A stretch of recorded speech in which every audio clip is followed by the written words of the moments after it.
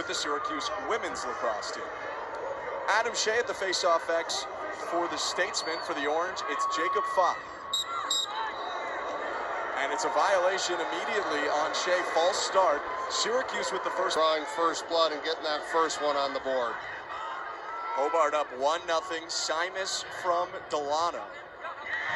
And a face-off violation going against Syracuse. Give shots faced. He's allowed 2 goals in his first career start for Syracuse. Another violation on Phaup, and now Hobart. Catches and buries. Curry with 4 goals in the last game versus Army gets Syracuse's first, and it looked almost a little lackadaisical, like the Orange might have caught Hobart sleeping off of the stoppage there. Yeah, they did. They shouldn't have had a man-up opportunity or extra transition situation coming out of that play. So I agree with you. And now Syracuse with the ball back. Good momentum here. Phaup gets his perfect season, 3-year captain. Raymond told me he was going to be a bit surprised if there was a meeting before the game because of how competitive Petro is, but he was wrong, and they had a hug there. Goalie Harrison Thompson, but his 3rd goal allowed in 5 shots on goal, making his first start today for the Orange after Bobby Gavin started the previous 4 games. Big face-off win for Phaup, and he immediately in practice, and he looked sharp here in the early going today. Well, in his last 5 quarters, he has 6 goals for Syracuse.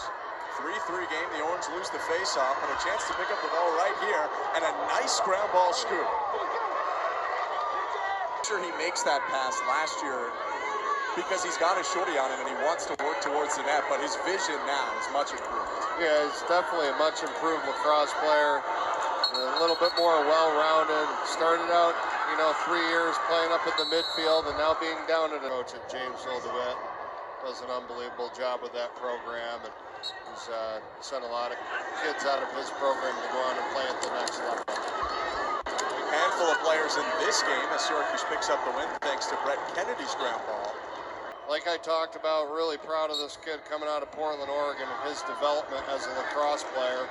He's the top guy here on the Syracuse Orange and Syracuse. So tic-tac-toe from Thompson to Rice to Dordovic at the end of that one. And Syracuse and the Carrier Dome, they love running and gunning, so that's a big goal for them to get that momentum or keep the momentum rolling. Now a big face-off win for Hobart to try and stop that run. Hurley, he's a pure goal scorer. He's only played in 8 career games coming into today because of an injury that cost him 2021. He scored in every game he's ever played in collegiate lacrosse. And now a turnover and a wide open cage. Mott scores! Statesman right back in it. What a nightmare for Syracuse. Handing the ball to Tommy Mott all alone and just gifting him that 5th Hobart goal. Yeah, we all saw what happened right there, and just not a good pass. Trying to get it back to the goalie, set up the clear, short arm the pass, and Mott was at the receiving end, and there's nothing that you're going to do on that good of an attackman coming in one-on-one if you're Thompson. So he's turning around and raking that one out of the back of the cage, and Hobart gets a goal at a certain time in this game that was huge for him. Phaup knew it right when he passed it. Well, I think it's just not letting him get over and get set in time, so he doesn't have a great angle on it. His feet are still George. First hat trick since the Maryland game in week 2. And Brett Kennedy, who you said set that play up, they had to move him to close defense at one point last year, but they want him at long stick midfield because of plays like that. Yeah, for sure. They kind of miss him in the middle of the field. It feels like Syracuse has had more chances, but this is kind of the game Hobart wants to play. Hang around with the nationally ranked. There with a great dodge, great vision, nice pass. Cook's 3rd assist on the season. Ball on the ground for this face-off. Finally, it was claimed by Frank and Mersha, but Syracuse grabs it right. Your stick has. Kind of like the Detailis goal we saw on the other side for Hobart, where from his eye vantage point there was no Manley in the area in the trophy case there, but fair question though.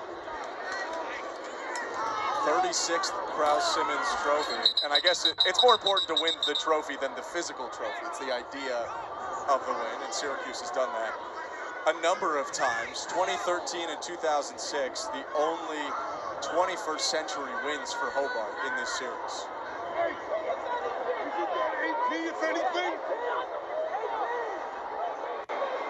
And Roy Simmons Jr., you can see there. Spent many years at Syracuse building the tradition, winning the national titles in the 90s that paved the way for John Desko's national titles in the 2000s.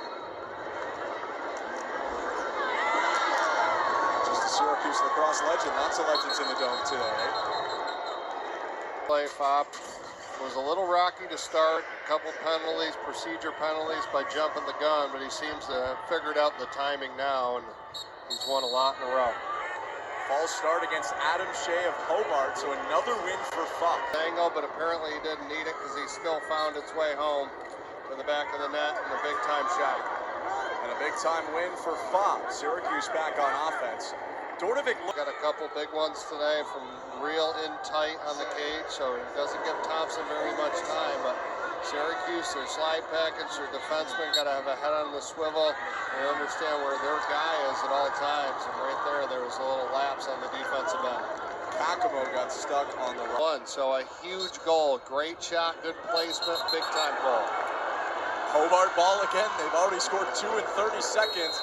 Now they look for the top. And it doesn't matter. He's still being extremely aggressive, getting the ball on his stick and going and being a playmaker. 7 points for Dordovic, which matches his hope.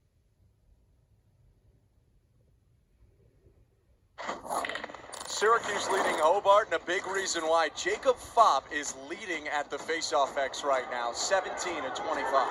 Yeah, I mean, it's like having a basketball game and there's a jump ball after every single basket's made. So, you know, I think that he's doing a great job, and he's learning from one of the best to ever do it. T.D. Erlin, who last year at Denver was in the mid-70s, his career face-off win percentage in the mid-70s.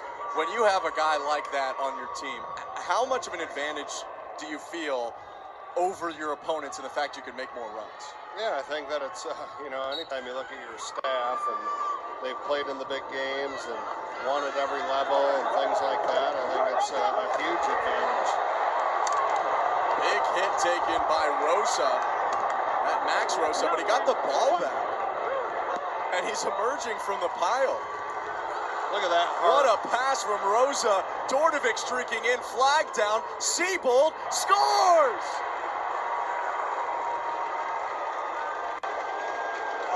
Make it Berkman, but Rosa is the star right now as they mob him on the sideline. Second goal of the day for Berkman. Rosa with a Rudy-like effort. Hobart, 1 minute, cross check. 1 minute, number three.